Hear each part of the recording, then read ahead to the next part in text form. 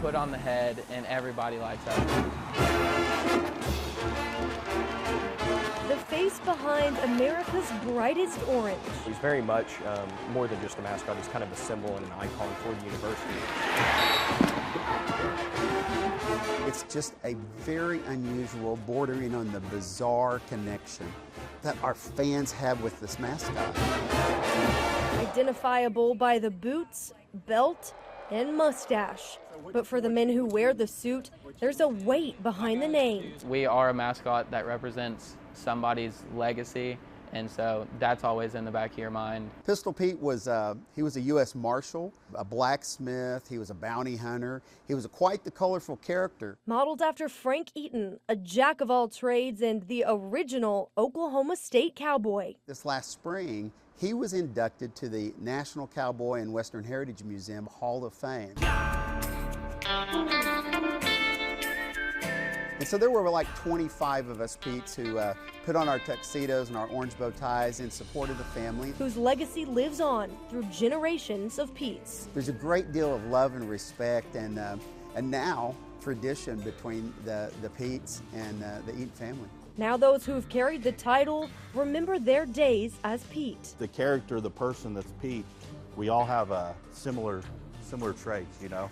And we can all kind of pick up wherever, and everybody gets along, and we have a good time and share a bunch of laughs and make fun of one another. It completely changed my life because it gave me the opportunity to do things that I don't think I could have gotten to do at any other school. I think that being Pistol Pete was one if not the major catalyst of my life. It opened doors. My first jobs were a result of it.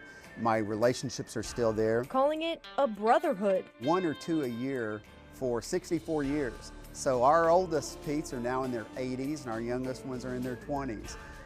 But we have a common bond that shapes you in every phase of life.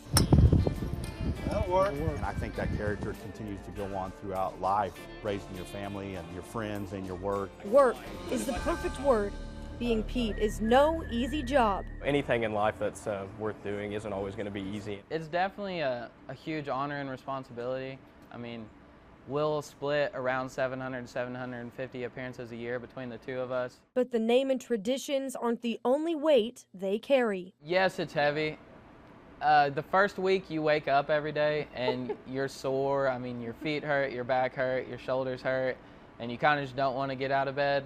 And then eventually you get used to it. I mean, it's 35 pounds.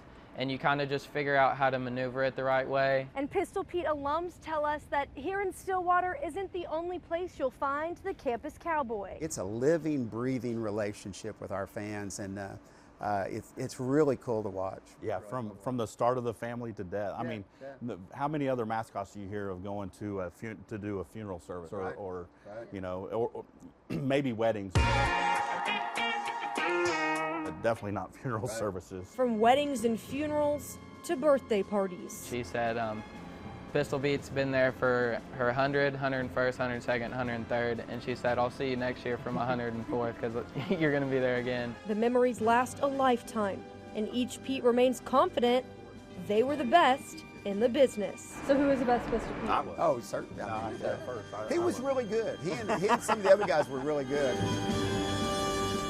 Yeah, I'd say they were tied for second. Elise Jones, KOCO 5 News.